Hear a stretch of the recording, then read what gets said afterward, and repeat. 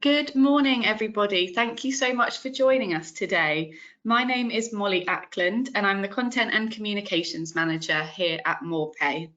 So it's my pleasure to introduce the topic to you for this session, which is handling employee grievances.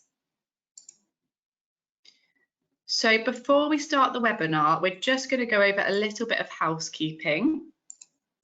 So in terms of the agenda for this morning, Carl will start off by covering how to deal with problems in the workplace.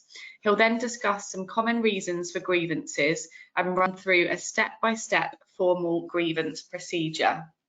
Carl will then cover some examples of grievances in the workplace, followed by key learnings. He'll move on to how you can make a positive business change by resetting your grievance procedure. We'll then move into the Q&A section where you'll have an opportunity to ask Carl some questions.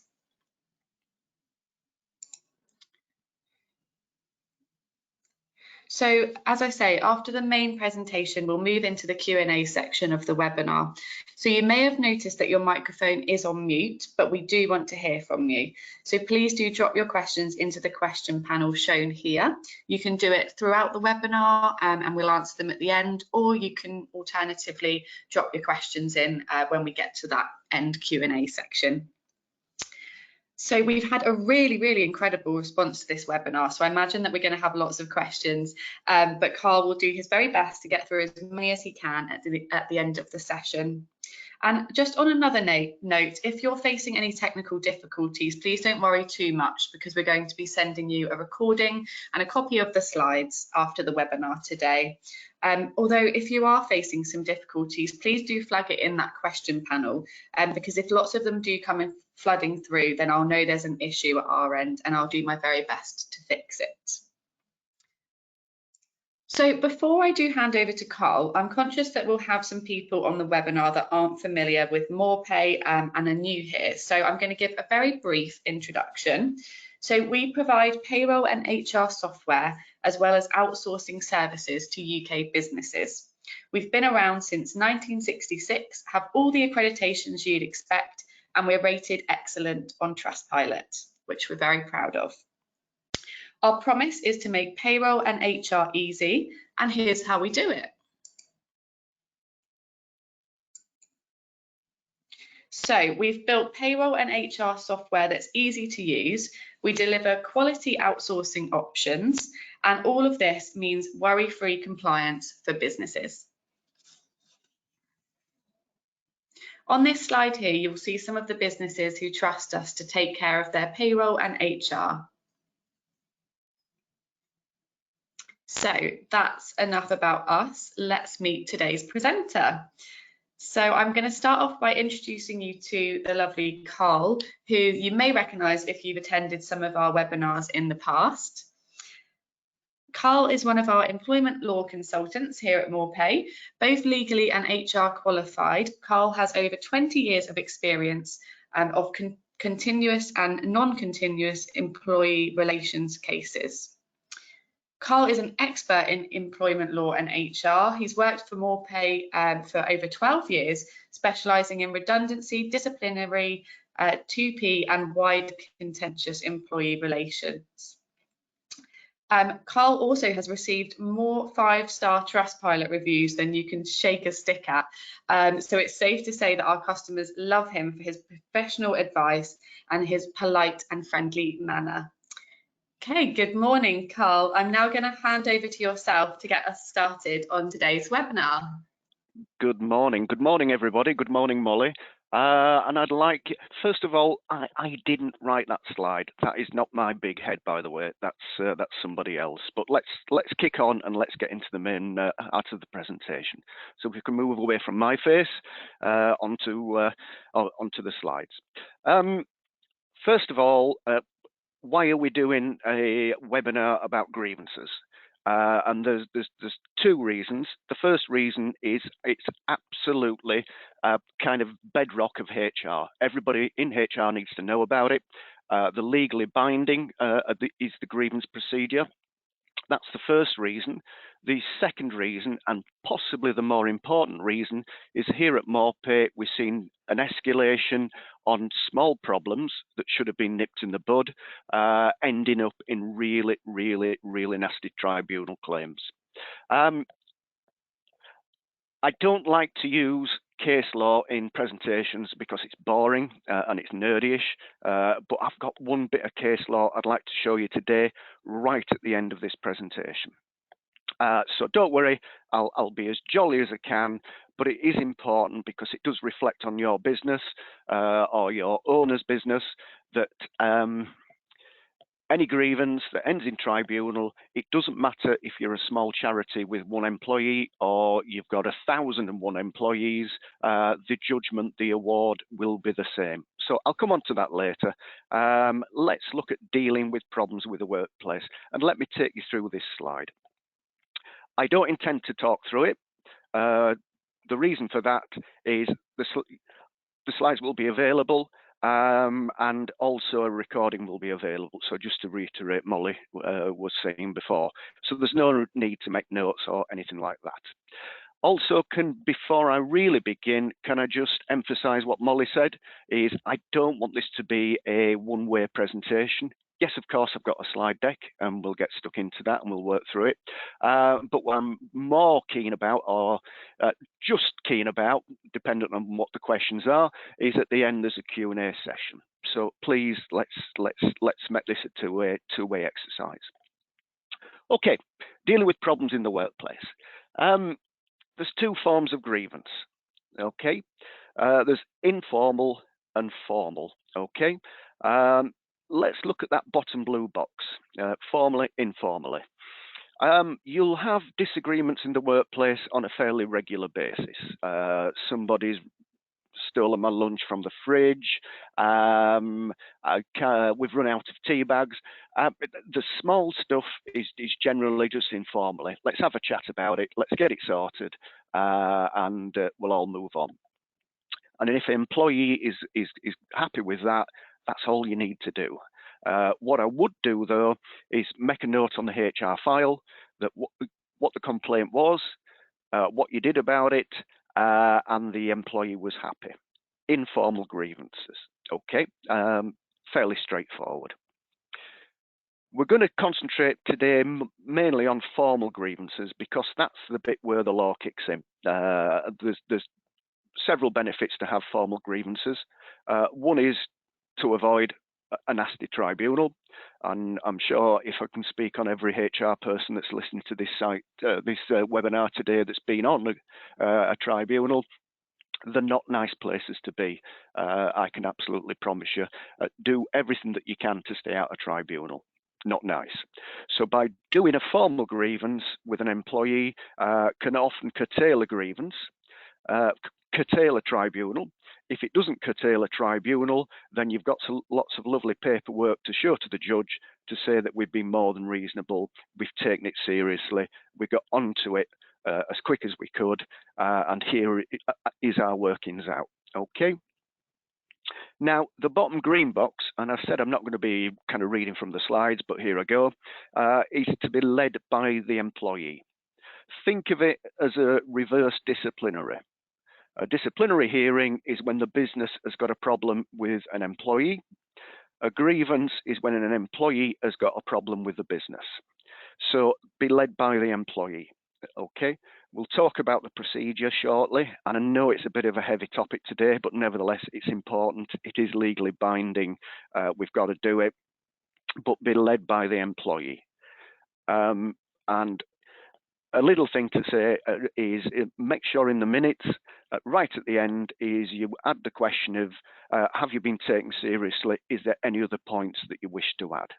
And that is a little bit of a thing to do, that in the event of a tribunal, you can point at that and say, well, he was satisfied, she was satisfied, they were satisfied that we'd heard all the points that they had to make. Okay, that can be a little bit of a bit of advice that can get you out of trouble, hopefully, if you never get to tribunal, but you never know. Okay, Molly, let's move on to the common reasons for grievances. If we can move on to the next slide, please. Look at the bottom green square. That's a very important one. Pay concerns, complaints about working conditions, can be a health and safety thing, concerns about a workload. Right now, that's really popular. A lot of firms right now are struggling to recruit. So what they're doing is just putting more work on more people. Some managers think that's okay, you know, suck it up. But we do see quite a few grievances with workloads escalating because we can't recruit. But back to the bottom green one, discrimination is a biggie in Tribunal. And the reason I'm saying that is there's no cap on the award. So I think the biggest ever was 1.4 million, but the average award, that's average award last year for discrimination was £57,000. And again, I come back to the point of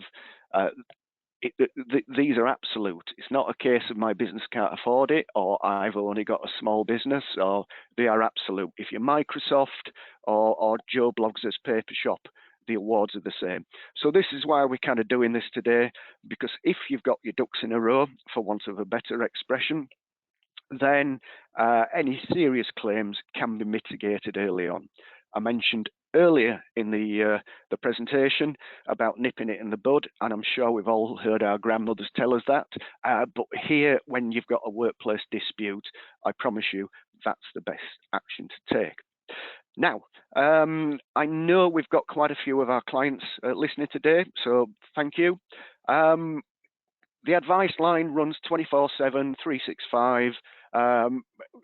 Call us really early on, and then we can help from the get-go. The problem is that you leave things to fester, and all of a sudden a small problem becomes a big problem. And while I'm talking about this, I know many of you that are listening are insured by us. So should you get into a situation where you do end up in Tribunal, your costs will be covered. So if you take advice early, number one, hopefully we won't get to Tribunal. But number two, if we do get to Tribunal and we lose, and bear in mind we have a 97% success rate in Tribunal, then we pay out. So that's the call us early. That's all I'm going to say to that. Right, okay, the blue box on the on the bottom right, we talk about more of grievances that include whistleblowing, and I'm sure most of people listening know what that is, but it's somebody saying that there's an illegal activity, we've not paid any VAT, that sort of thing. So they have protection if they have a grievance for that, and also protected characteristics. An employee coming to you saying my manager has called me a racist name or has been homophobic or whatever, have a special protection in law. So those are the grievances that can turn very nasty very quickly. And the bottom section, if I can just look to the Equality Act, it's not just your employees that you've got to look out for. It goes a little bit wider than that. If somebody close to them it has a protected characteristic, then they may be protected as well.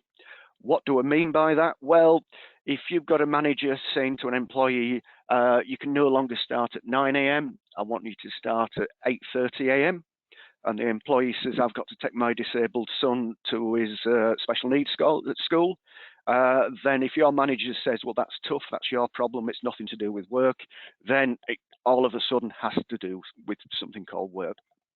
We've got to make reasonable adjustments, but again, just watch out for discrimination, not only touching your employees, but discrimination touching the employees, the employees' children, parents, etc. Okay, let's move on to the next slide, navigating a formal grievance. Okay, right, we've talked about informal, and that's just a chat and everybody's happy and we've had a discussion and we've made a file note on the HR system, and hopefully it's ours because it's really good. But what happens if things go formal? Well, right now we need to heavily document what's going on. Two reasons for that. First reason, it's just best practice. Second reason, if we do end up in the dreaded tribunal, then we will have a paper trail where an employee will be saying they didn't care, they took no action, I was ignored. All of a sudden, we can counter that with look at our documentation. So typically, the documentation, before we get into the process that's on the slide here, the documentation is an invite letter. The documentation is quite detailed minutes, okay, with an employee signing those minutes at the end. And again, I'm coming back to have you had a fair hearing actually appearing in there. The documents will also include witness statements, any subsequent investigations you've got to do, any CCTV, etc. There's really no limits to what kind of investigation notes you can make, but more about that later. The next document will be the outcome letter. Dear employee, we've looked into X, Y, and Z, and here are our findings. And we'll come on to the appeal shortly, and there will be appeal. You're probably thinking this is really heavy-handed, and you may be right, I don't know, but we've got to do this, not because here at Morpay we're sticklers or we want to give you extra stuff to do. This is everything you've seen on these slides today are the basic legal minimums, okay? So there's nothing, we're not kind of overgilding the lily. This is what you need to be doing to remain within the law. Okay, so we've sent the invite letter to the employee. The employees mentioned they're not happy with something. And by the way, they don't have to use the word grievance. They can just come to you and say, somebody's nicked my toolkit. Okay, that's all that's needed. Verbally, if they write to you with a formal grievance letter, then that's okay because we started the documentation, but they can quite easily just walk up to you with a general complaint. They don't have to call it a grievance. They may not know that there's a grievance procedure. Hopefully they will, and we'll come on to the handbook. But they can just say to you, I'm not happy with something. And then we've exhausted the informal route, and we've now gone formal. Okay, the grievance hearing. Clearly, when you receive the grievance, and ideally it's in writing, as the first bullet point says, but it doesn't have to be, then what we do is arrange a grievance hearing with the employee to discuss the issues raised. As employers, you don't have an opinion in that meeting. So if somebody says, somebody's stolen the company car and I've got a problem with that, the answer is we'll go away and have a look at it. You're not expected to have answers in that initial grievance hearing. It's a case of we get to the bottom of their complaint, we see what they've got to say. We can certainly ask questions, the who, why, where, when, how, and those are always good questions to ask, but we don't have an opinion. The second bullet point is about the right to be accompanied. Your employee does have a right to be accompanied, and that's a legal right. That can be by a colleague or a trade union rep, or if they're under 18, a parent or guardian. You may be thinking, well, we don't recognise trade unions, and the answer is, well, maybe you don't, but it's still a legal right. Maybe their next door neighbour is a trade union rep, maybe their boyfriend or whatever is a trade union rep. They do have that right, so that's important to point out there. And again, I'm going back over a little bit of old ground. The employee will be able to address their concerns and detail evidence to support their claims. So Mick was a witness, Stephen was a witness, Mike was a witness, and then that starts to generate your investigation procedure after the meeting. Okay, and that neatly takes me on to my next point. Evidence may include witnesses that may need to be spoken to in the course of the process. We'll come on to one person's word against another shortly, but ideally, if something's happened, the more information you can get from more people, the safer the grievance outcome will be. And you should make the employee know that the investigations will take place, to say that we're taking your situation seriously, we will investigate, and we will get back to you without undue delay. And that's the undue delay bit are not Carl words. What they are is legal words. That is the specification for getting back to an employee with an outcome. You may have to interview an employee, and bearing in mind we're in the middle of the holiday season or the start of the holiday season, so you may have a witness that sat on a beach lounger in Spain, and it may take us a week or 2 weeks to come back to us. As long as we keep the employee informed about that, that's fine. The alternative end of the spectrum of that is we think the employee's talking a lot of twaddle. I can't be bothered with this. I've got orders to get out. That is a massive no-no in tribunal. I realise from a commercial perspective that's the correct attitude, but a tribunal judge would not agree with you. Okay, let's move on to the next slide, please. And I've got one eye on my clock, and I don't want Molly to come and beat me up for running over time. Okay, we have talked about the grievance invite. We've talked about the grievance procedure, what happens in a grievance hearing. And what I will say is, if you're a client of ours, then call us every step of the way. If you're not a client of ours, please join us. Clearly I'm biased, but please join us. We're really nice people. But the third option is, if you're not a client, you never intend to be a client, and you're just listening to this just to get a kind of a refresher, then what I would suggest is you do get independent legal advice as soon as you can. Okay, so the grievance outcome. Let's look at the right-hand side of this slide, the grievance outcome. You will have 3 outcomes. The third outcome is probably the most popular outcome, if that's the right words, I'm not sure, but certainly we see it a lot. First of all, grievance upheld. Okay, yeah, we're really sorry. We've put in correct actions, we've done some training, we'll make sure it doesn't happen again. And that's a good angle to take in tribunal. But if you get there, your argument would be, well, what more could we have done? We had an errant kind of manager that was being discriminatory or distributing extra hours to his family and not the general workforce. If you stick your hand up to that, then that will get you some brownie points in tribunal. Grievance upheld.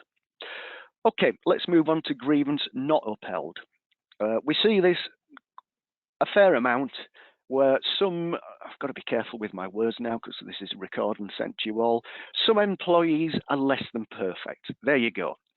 Where they will just complain, put a grievance on top of a grievance, on top of a grievance, think that somehow that you owe them more than a living, you owe them the world. So grievance not upheld, and that's reasonable if we can evidence our position. The third point on that right-hand slide is grievance partially upheld. And again, that's the most popular thing. Somebody will have an employee will have a genuine concern at work, and you'll agree with that. But what humans tend to do is just lump in other stuff. Well, I had a problem with an employee calling me a nasty name or being unfair to me. But also they parked in my car parking spot 2 months ago. We had discussions at a Christmas party. So what can happen is to say your main complaint is upheld, but the other stuff, again, we'll put it more professionally than this, but it's just noise. Okay. Right, we talked about procedure, and here procedure is clunky but very necessary and legally needed. Let's look at the appeal process. An employee has a legal right to appeal a grievance, and this is a day one right. Don't think people need 2 years service to form a grievance or need to put it. You've got to be aware of your staff, and if they've got a problem with your business, you need to know what it is, and part of that is the appeal process. An employee has a legal right to appeal. What they should do is set out the grounds of appeal. Okay, so they've got the outcome letter. What they need to do is to say, I'm not happy because, what they shouldn't be doing, excuse me, is I'm not happy, full stop. What we need to do is find out the grounds. typically, you've not interviewed a witness, you've ignored a bit of advice, you claim he wasn't drunk, but clearly he was staggering about. Whatever the grounds are, we need to hear them for the appeal. So let's quickly move on to the next slide, please. Okay, grievances. These are some typical examples, okay? The first top left is, can an employer to refuse to hear a grievance? Well, the answer is potentially yes. I mentioned before, a few moments ago, that some employees will be what's known in the trade as vexatious. They'll just throw in a grievance after grievance and just trying to pour sand into the works. So on certain circumstances, you can simply say, we've heard your issues, you're reheating an old argument that's been sorted, we're not going to hear your grievance. But be careful with that, because tribunals tend to kind of err on the side of the employee rather than the side of the employee. So we can do that. But again, take advice, please do, please do. There's nothing worse than getting into hot water in tribunal. Okay, I mentioned one word against another, and that's the bottom left. The key takeaway from that little sentence there is reasonable belief. If you've got one employee with 14 years service with an absolutely superb record, and you've got another employee that's been with you a week and they've been late twice, who are you going to believe? We're not the police. We don't have access to forensics. We can't kick down people's doors. What we need to do is get to a reasonable belief. And the reason that's important, that is the test that the tribunal will look at.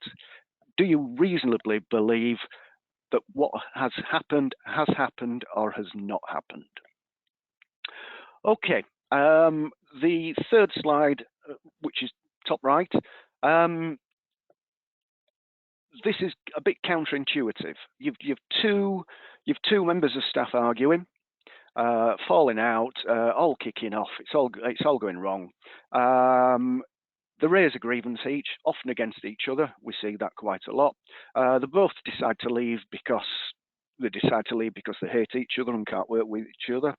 A tribunal will expect to see the grievance out to the end, even if the employee does not wish to continue with that. And again, that's a bit counterintuitive. They've left, what's the problem? Well, you know, in the good old days, tribunals used to cost employees money. So we used to get, I want to say proper claims, but you know, I'm sure there's a different word for that. What we've got, since the tribunals are free for the employee and can be done by anybody with an access to a laptop or a phone or a tablet, they can go through the tribunal process free of charge, sat in the living room on the tablet. So if somebody does leave and says you can shove your job, you're not out of the woods. What I would do, and again, these slides will be sent to you, be see the grievance through, even if the employee is not engaging with the process. So if somebody quits, interview who you can, come to whatever conclusions you've got, and write to your ex-employee to say, we've concluded the grievance and these are our findings. Again, you're not particularly doing this for the employee because they've probably got another job, but still kind of hate the company. But it will be useful to pop under the judge's nose. Okay, one eye on the clock again, Molly, please. Please, let's move on to the next slide. Okay, I've talked about the grievance, I've talked about the process. What I'd like to move on is to say why we need to have a grievance. Okay, ACAS guidelines and uplift. Okay, again, I'm going to try and skirt over this because it's very boring and I'm a nerd and you're not, and I appreciate that. But the ACAS code of practice is something that's defined by law. We don't have a choice about that, okay? ACAS, by the way, are a talking shop, okay? They cannot inflict any penalty on your business, but what we have to do is abide by their grievance rules. And again, Malpay, we can take you through that, that's not a problem. If you don't do that, and you go to tribunal and lose, then the ACAS code of practice, if we've not followed it, the judge will not only award your ex-employee an amount of money, they'll also uplift that by up to 25%. So 2 reasons we're doing it. We're doing it for the employee, but we're also doing it in case we lose in tribunal and we've not followed the correct procedure. A judge will uplift any award by up to 25%. And I'll come on to the case law, and I appreciate I'll whiz over that. But there is method there, okay? And also, always have a policy. The reason for that, well, there's several reasons, but first of all is the obvious one, the legal reason. The second reason is a business reason.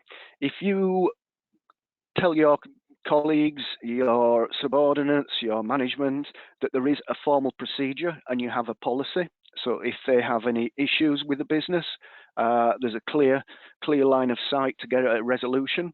Not only are you being legally compliant, what you're also doing is demonstrating that you've got an open door where people can come and talk, and actually that kind of actually improves the morale and the team to say, look, this is not a closed shop and go away and, you know, suck it up. It's a case of, if you have problems, come talk to us. We need that for the compliance, but we also need that for culture. It's good for business culture that staff know that there is a policy, they know what that policy is, it's accessible online or even accessible in the canteen, on the handbook, but if you're not happy, we have a policy. Come and talk to us. Okay, Molly, let's move on, please. Okay, this is the dreaded slide that I threatened you with. Case law. Okay, Slade and other and Biggs and others, again, ignore the rest of that.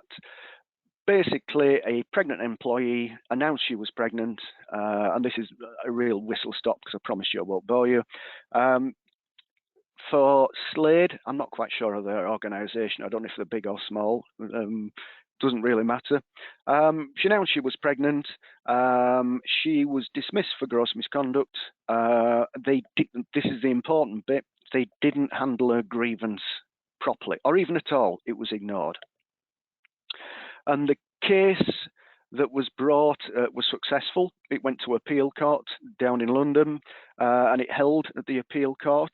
And the reason I'm including this slide is because she was awarded £90,000. She got the full uplift of 25%. She got all the claims that she was claiming, and it was £90,000. I'm not sure how big the company was that she worked for. I've no idea. But again, the amount is the amount. It doesn't matter. So £90,000 to pay to an ex-employee will put a lot of companies out of business. So that's why you need to be taking grievances seriously. Mentioned at the top of this presentation, it's not very interesting, it's not very rock and roll, but it's vital, because if you don't do it and find yourself at the wrong end of the law, then it can be very painful very quickly. Okay. The advice line I mentioned before, I'll mention it again. I'm not selling it to you, but I'll point out to our customers 24/7, 365. So if you do have a problem, the quicker we can get on that problem, because if somebody would have called me and said, we've got a problem with an employee, they're pregnant and they've raised a grievance, then I wouldn't have said, well, just tell them to clear off. What I would have said is, like, let's kick into the process that I've done in the previous slides. So there we go. Right, enough case law. I've bored you enough. So let's move on.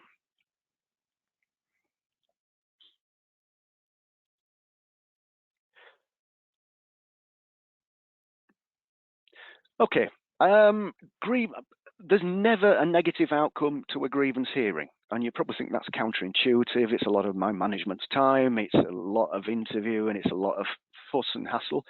But grievances can reveal practices within your business that you might not be aware of.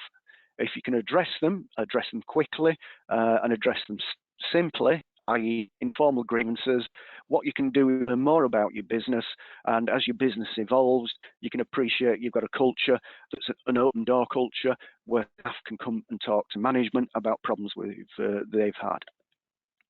So every outcome of a grievance is going to be positive for your business, okay? Sometimes the outcome would be grievance not upheld, but that's still positive because we've explored somebody's complaint and they don't have a complaint. It's just hot air. I'm not going to read through the rest of the slides on the bottom of that slide. If you do get yourself into hot water, these slides are going to be useful. But again, if you're not a customer of ours, then please take some independent legal advice as soon as you can. Okay, and this is the final bit before I hand you back over to Molly. So thank you, Molly, for kind of hosting today. If you find yourself facing a grievance, here at Morpay, we've got all the stationery that you need, okay? And not only that, I mean, template letters are easy to fire out, but what we will do is take you through the process. We send the letters back to us, we can make amendments. So guidance at each stage can be provided by Morpay. So again, come back to us. I appreciate that's 35 minutes of a whistle-stop grievance. But there's a lot to get through, so I kind of apologise for that, but I'd rather be thorough than not. So, okay, if I can hand you back to Molly. Thank you, Molly.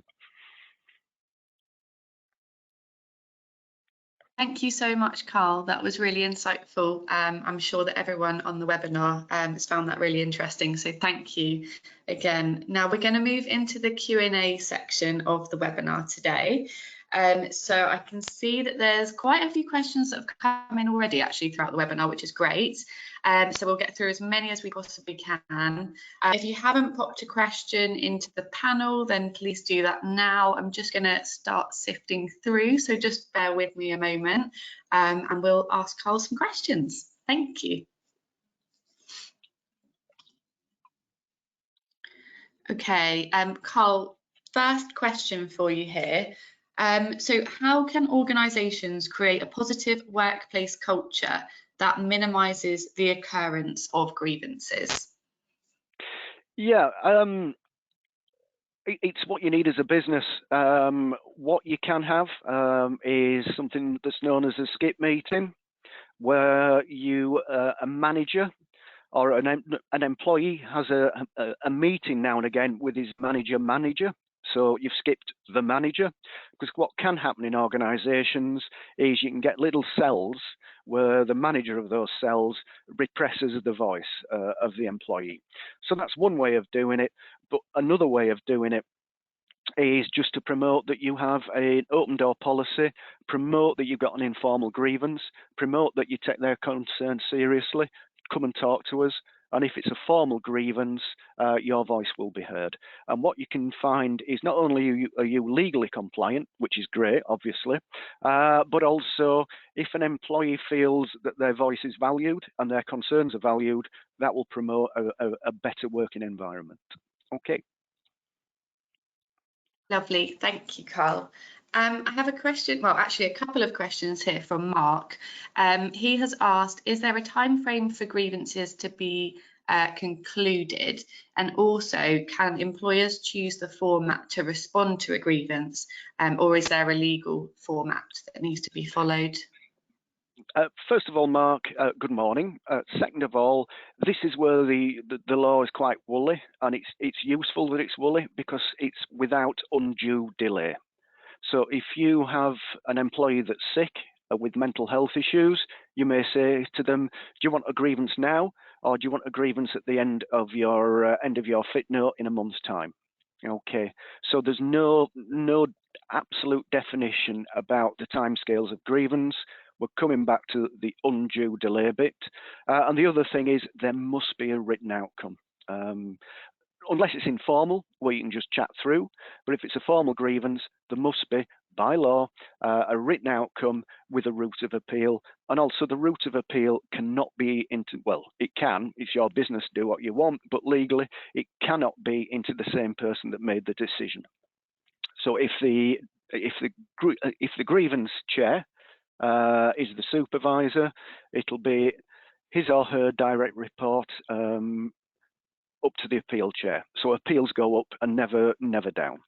Okay, well, thanks, Mark. I hope that's answered that. Perfect, thank you. Okay, we have a question here from Nikki regarding investigations. Do the interview notes have to be provided to the claimant? First of all, good morning. Second of all, absolutely not. We live in a world of GDPR. So if an employee says you need to go and investigate with Stephen, you'll take interview notes from Stephen or a statement from Stephen, those remain with you. What you can do in the outcome letter to the original person that's made the grievance to say we have interviewed Stephen and here what we found, but no, GDPR reasons, if you start releasing interview notes, you'll quickly find them Instagram, Facebook, TikTok, etc. Absolutely not. Your employee may eventually get them if there's a tribunal, but right now, your investigation notes are yours and not the employee's. Perfect, thank you. Okay, another question here from Tim. So Tim has asked, does the need for reasonable adjustment for associates, so for example, disabled children's school run, apply to office holders as well as employees? It's there for everybody. With the Equality Act, the clues in the title, it's equal. So if you do have a problem with it, if it's a general school run, okay, and there's no disability, there's no race, religious, all of the usual protected characteristics, you can say, well, you need to get your house in order, you need to get your child to school on time. It's only if it's attached to a protected characteristic do you have to take it more seriously. Don't get me wrong, you're a family-friendly company, but what you can say to your staff is, look, you're late 15 minutes every morning. I appreciate you trying to get your child with no protected characteristics to school. You need that to change because your contract says 9 o'clock. We need you here by 9 o'clock and make some adjustments. Now, we'll give you a few days grace, but ultimately, your contract's 9. Start be here at 9. And unless there's something behind that argument, like there's no local school, I've got to take him to a school 20 miles away because he's got autism, then that's at that point your ears should prick up and you need to do something about it. But other than that, your contract is your contract. Excellent. Okay, Carl, a question here from Amy. Amy has asked, is it considered best practice to offer appeal in all outcomes or just not upheld or partially upheld? This is where, hello Amy, thanks for your question. It's a very good question. This is where I slightly disagree with my slides and you've actually hit a little bit of a sore point. What I've said in my slides is not upheld, partially upheld, have an appeal.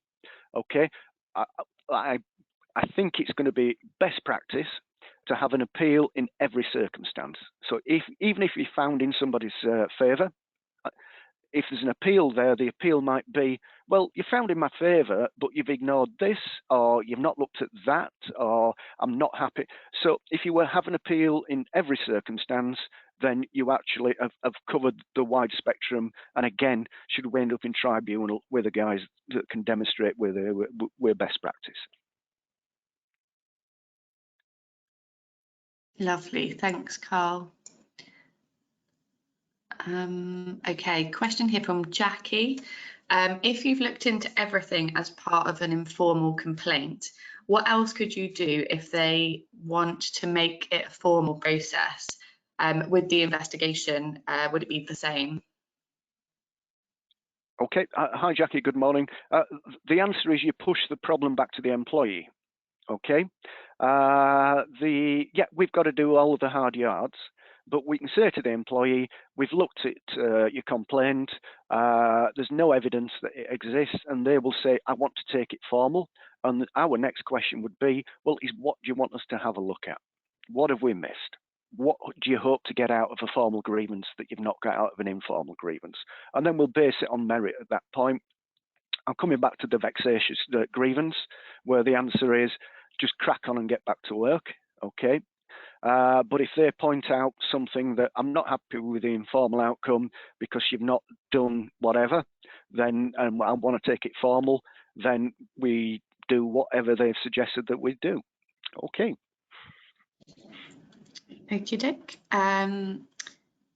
Okay, a question from Caris. Caris has asked, could an outcome of a grievance be that you need to complete disciplinary process with someone involved with the process? Yep, Caris, good morning. Absolutely. If somebody raises a grievance that their colleague or line manager or whatever has been homophobic, been racist, you know, what you do is you hear the grievance. You give the grievance outcome to say that 3 people heard it, so yes, we believe that a homophobic word was used against you by your manager. That's the grievance outcome. That then generates a disciplinary hearing for gross misconduct for the manager. And they can neatly dovetail into each other because the statements you've already got. So your disciplinary hearing, you've got pre-prepared statements from the grievance. But absolutely, quite a few grievances do then generate action, disciplinary hearings for other people, sometimes several people. Thank you. Great, that makes total sense. Thank you, Carl. We've got a lot of questions that have come in actually, so we do have about 10 minutes. So hopefully, if that's okay with you, Carl, we'll try and reel through as many as we possibly can. Absolutely. Okay, great, thank you. So we have a question here from Louise. Would there be any circumstances where you would extend the time to appeal? So from the statutory recommended 5 working days? The short answer is yes. Hi, Louise, by the way, good morning.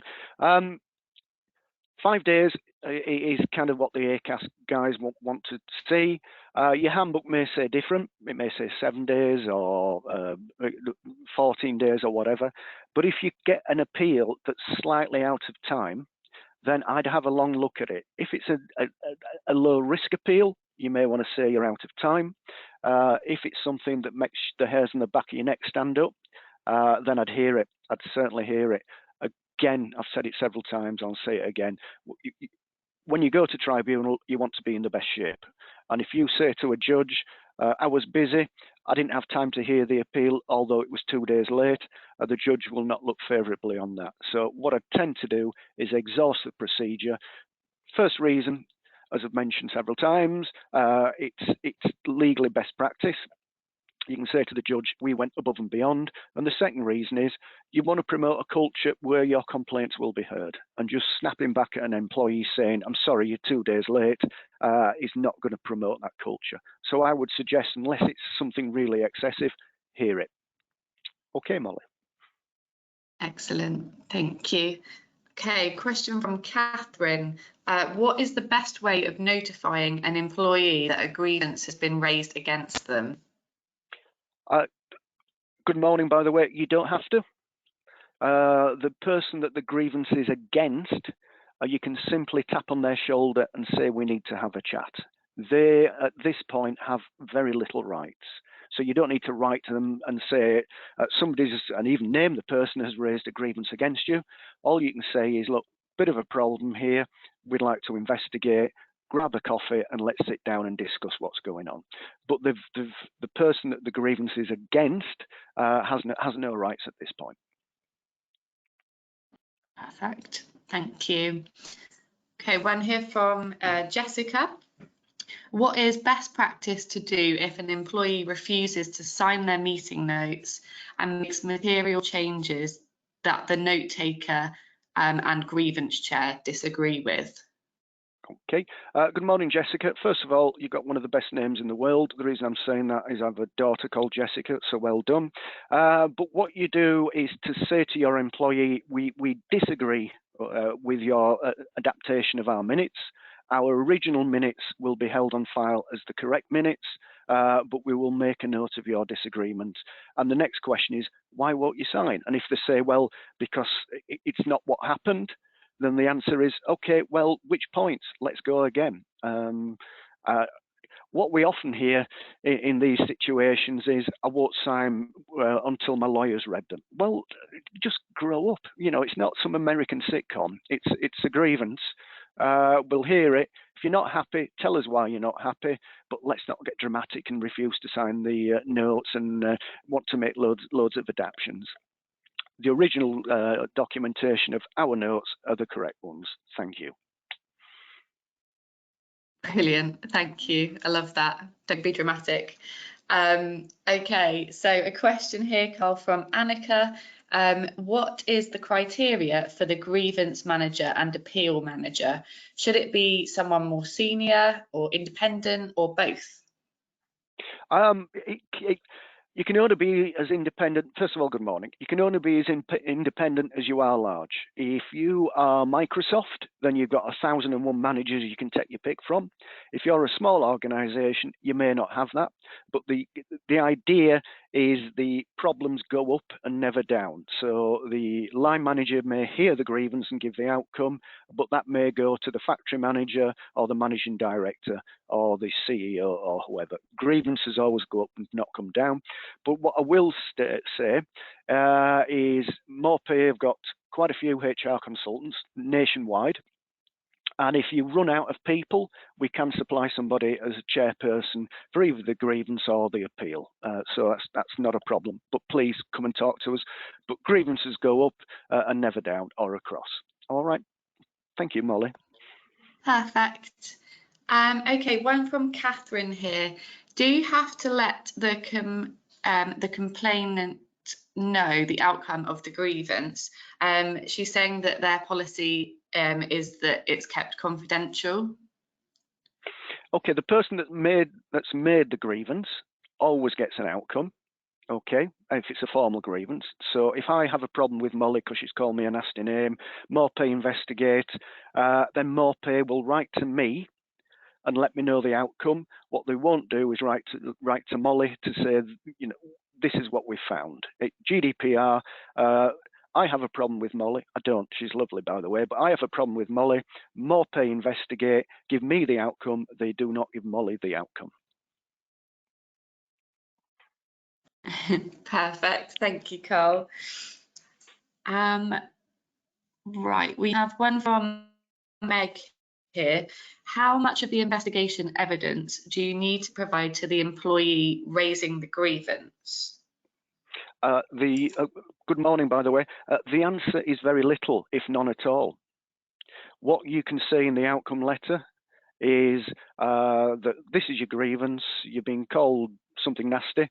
We've investigated with Stephen, we've investigated with Paul, we've investigated with Mohammed, and these are our findings. So this did happen or did not happen. What you won't do is give those 3 witness statements to your employee. They're not for disclosure. They are confidential between yourself and the person that made that statement. We do not give them to the employee. They may get them in time under disclosure in tribunal, but we don't give them instantly or give them at the time of the grievance, because all that will happen, it'll cause further resentment between your staff members. Great, thank you. Okay, we've got a couple more minutes, so we'll try and squeeze a couple more questions in. So one here is, do you need to have formal training, a formal training certification to be able to hold a formal resolution hearing? No. Again, good morning. No, you don't. It'd be beneficial that if you went and did some training, and ACAS provide it, we provide it, a lot of HR providers provide it. So if you've had some formal training, it'd be advantageous. I'm struggling to speak this morning, which is not great when you're doing a webinar. It's better to do that. But if not, it's impossible for you to train all your staff members, all your managers on how to conduct a grievance. What I would suggest you do is call us and we can take it by bite-sized chunks. So what we can say to your managers or your authorised callers is, what you need to do is this, come back to us. What you need to do with that is come back to us. So there's no need for training, because quite simply there's very few organisations in the world that can train everybody in all HR practices. But if you can do that, it will be best practice. Again, if we're in tribunal, what you can say to the judge is, look, the manager that held the grievance hearing, the senior manager that held the appeal meeting, they've all had training, so they're fully compliant with the ACAS code. That will go in your favour. But is it mandatory? The answer is no. Thanks. Lovely, thanks, Carl. A question here from Natalia, who has said, thank you very much for this very interesting webinar. Her question is, are there any circumstances where you would offer the appeal hearing without the employee requesting it? Good morning, Natalia, by the way. It would depend. If what you probably do is, if you're not sure of the outcome and the employee didn't appeal, you could offer a rehearing. So rather have an appeal without an employee's input, it's going to be safer for you to say to the employee, look, we've investigated, it's really foggy, we don't know what's going on, so why don't you come back to us and we'll rehear the appeal. That's probably a safer way of doing it. The danger is you hear the appeal without any employee input, and he'll say, or she'll say, that was never my point of appeal that I didn't make. So just rehear it, that's always going to be safer. Lovely, thank you. Okay, we're going to do one last question. Sorry to those of you that we can't get to, but there have been so many in today's webinar, which is absolutely great. So we've got one here from Hayley. Hayley has said, we are currently hearing a grievance using an external investigator, and that's at the request of the employee who has raised the grievance. He's formally stated that he's holding details back in order to present at tribunal. So obviously they can only investigate what they know. So they're at risk of being accused of not carrying out the grievance fully. Is there anything that they can do about that, Carl? Good morning. The short answer is yes, there is. That will not go in your employee's favour in the tribunal. If they say I'm holding something back for tribunal, then your argument would be we can't investigate what we don't know. The external people, I'm sure they are, and I'm sure they're wonderful and highly talented, so I'm not being disrespectful. Make sure they're able to come up to proof in tribunal. There's a lot of less than expert HR people out there where they will gladly take your money and not do a very good job, and it collapses in tribunal. But quite simply, an employee saying, I have a problem, but I won't tell you what it is or have some evidence, will not go in their favour. All you can do is all you can do. Thank you. Amazing. Thank you so much, Carl, and thank you for answering so many questions today. We have had a lot. So just before we wrap up, thank you so much to Carl. You've been absolutely fantastic as always, and thank you to everyone on this webinar. As I say, we've had an absolutely fantastic response. There's been over 1,000 of you today, so that's amazing. So just to wrap up, I'd like to just quickly point you all in the direction of our Knowledge Centre. This is really easy to find. It's in the menu on our website, and it's packed with lots of helpful resources, including upcoming webinars, guides and blogs, and plus everything is absolutely 100% free to download. So I'd really recommend, if you haven't been onto our Knowledge Centre already, that you go and check it out after this webinar. Okay, and finally, if you'd like to find out more about our HR and employment law services, please do drop me a message into the Q&A panel, and one of my colleagues will contact you. As Carl mentioned before, our HR advice line runs 24/7, 365 days a year. So no matter when an HR issue crops up, best practice employment law advice is always available over the phone anytime, delivered by our highly experienced team of qualified experts, including Carl. So before we finish, you will see a prompt to fill out a little poll just when we close the webinar. So here we're just looking for some opinions and insights to help us tailor our research, resources and content for our listeners and readers. So if you've got just a few seconds right at the end to complete that poll, then we'd really appreciate it. Thank you. Okay, so that's everything from us this morning. Everyone who has registered today will receive a recording of the webinar and of course a copy of the slides. Thank you so much again, Carl. You've been amazing as always, and thank you so much for everyone that has joined. I really hope that you found this session useful, and I hope you have a lovely day. I'm now going to close the webinar. Thank you so much.